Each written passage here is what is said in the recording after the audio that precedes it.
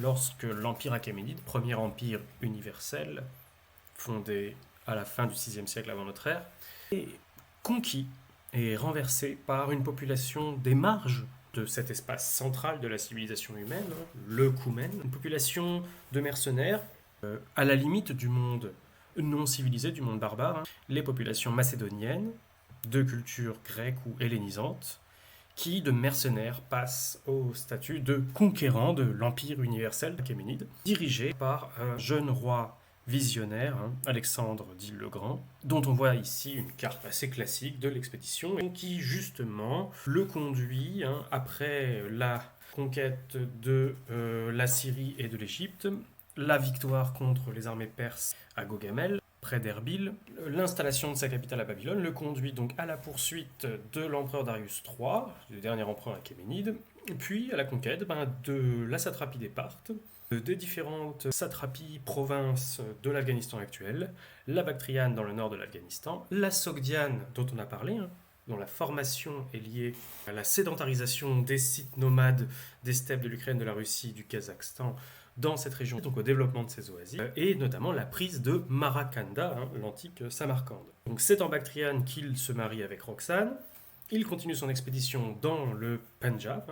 à l'est de cette carte, là où sont donc tous ces 5 affluents, ces 5 eaux affluentes du fleuve Indus, et rentre finalement à Babylone, où il meurt en 323. Donc comme on le voit, Alexandre, comme les Achéménides avant lui, ne s'aventure pas dans le bassin du Tarim. Il ne franchit pas le Pamir, il ne franchit pas l'Hindu Kush, il ne franchit pas les Tian Shan. Il attaque les sites nomades, mais il ne pénètre pas de l'autre côté de l'amphithéâtre montagneux qui isole les Tochariens du monde moyen-oriental. Au lendemain des conquêtes d'Alexandre, au début de l'hellénisation du monde de l'Extrême-Orient, du Pendjab, des différentes provinces, de Gédrosie, d'Arakosie, du sud de l'Afghanistan actuel, le pays Pashtun actuel, cette irruption de l'armée d'Alexandre, cette provincialisation et les fondations de villes hellénistiques non loin de l'Indus, ou dans le Gandhara, province dont on a déjà parlé, qui est tout près du Tarim, de l'autre côté des cols, notamment sa cité de Taxila, cette mise en contact politique va conduire une petite entité politique de l'aval du bassin du Gange, en amont certes du Bengale actuel, mais tout de même assez éloigné, à conquérir l'ensemble du bassin du Gange, puis le bassin de l'Indus, puis à s'aventurer même sur le plateau iranien dans le pays Pashtun actuel. Cette première unification de l'Inde est en fait un autre empire universel que celui que les hellénistiques projettent. Il profite évidemment de la guerre civile entre les généraux d'Alexandre pour s'étendre dans les territoires qui sont déjà en voie d'hellénisation, et un certain nombre des textes dédicatoires fondés par l'empereur Ashoka, notamment dans la région de Kandahar, dans le sud de l'Afghanistan, sont écrits dans les 2 systèmes d'écriture et les 2 langues, indien et grec. Mais comme pour l'Empire achéménide, comme pour l'Empire hellénistique et comme l'Empire Maurya également, aucun ne pénètre dans le bassin du Tarim. Donc on retrouve notre structure avec des populations issues des invasions scythes, les Yuezhi, probablement dans la région du Gansu, très loin du désert de Gobi, les Saka à l'ouest du bassin du Tarim, même si la frontière linguistique n'est pas proprement parlé fixée pour cette époque, en tout cas on ne la connaît pas, puisque l'écriture ne s'est pas encore développée. Les Sogdiens, qui eux-mêmes n'ont pas encore développé l'écriture à cette époque-là, mais dont on connaît la présence grâce aux sources qui rapportent l'épopée d'Alexandre. Les Bactriens, qui vont, à partir de ce moment-là, devenir un peu l'épicentre de l'hellénisme dans l'Extrême-Orient, et une zone de contact entre le bouddhisme qui arrive d'Inde et la civilisation hellénistique et iranienne qui fusionnent à l'est de l'empire hellénistique séleucide. Et puis donc on va avoir la fondation donc, de ce système indo-grec, qui est le produit de la rencontre de l'empire hellénistique et de l'empire Maurya. Les descendants des sites nomades, que les sources achéménides puis hellénistiques appellent les Saka, et de l'autre côté, on commence à arriver à l'époque où les sources chinoises, au moment de la fondation de l'ancêtre de l'empire Han, ou le premier empire, l'empire Qin, au IIIe siècle avant notre ère, donc à l'époque de l'empire Maurya et de l'empire séleucide hellénistique, parlent de populations nomades du désert de Gobi, des steppes de Mongolie, de Mandchourie, qu'ils appellent les Xiongnu. Mais la frontière de l'empire Qin est encore extrêmement éloignée. Il ne contrôle pas le Gansu, donc la frontière est encore à 600 km du début des territoires qui concernent le Xinjiang ouïghour actuel. L'empire séleucide, qui contrôle Marakanda, la capitale ou la grande cité des Sogdiens, et puis l'empire indo-grec qui se développe donc à la marge de l'empire séleucide, dans la zone de contact, notamment le Gandhara, la zone de contact entre l'empire Maurya et l'empire hellénistique. À nouveau, pas de présence spécifique dans le bassin du Tarim, mais une influence qui va se faire sentir. On voit l'émergence à cette époque-là de cités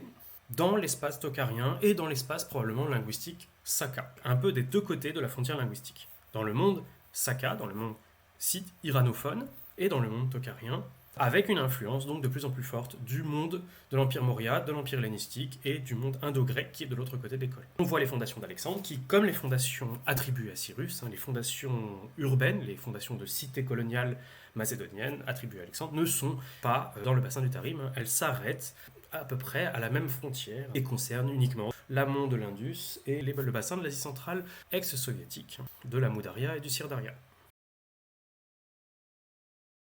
D'Alexandre de Macédoine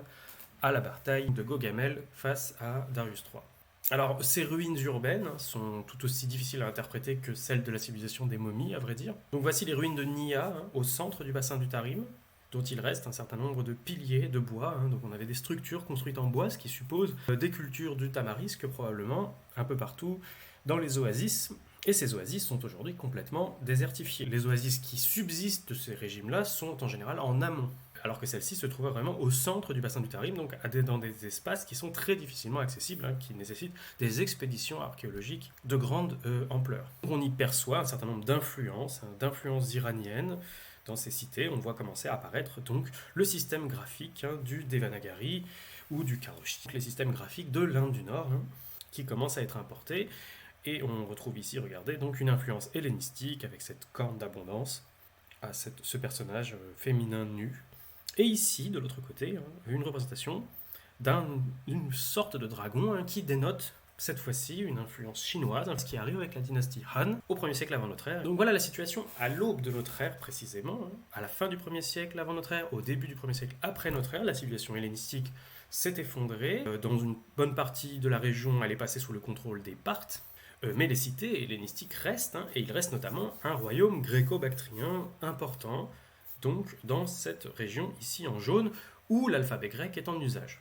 On a l'expansion des Xiongnu, population turque, mongole, est connue grâce aux sources officielles de l'Empire Han, de l'Empire chinois, qui lui-même tente de repousser les Xiongnu, de les vassaliser, de conquérir le Gansu. Et les sources chinoises nous rapportent que l'Empire Xiongnu, en s'étendant, pousse les Yuezhi, donc des populations qu'on suppose être d'origine scythe, à une grande migration qui les conduit à s'installer en Bactriane. Et dans le nord de la Bactriane,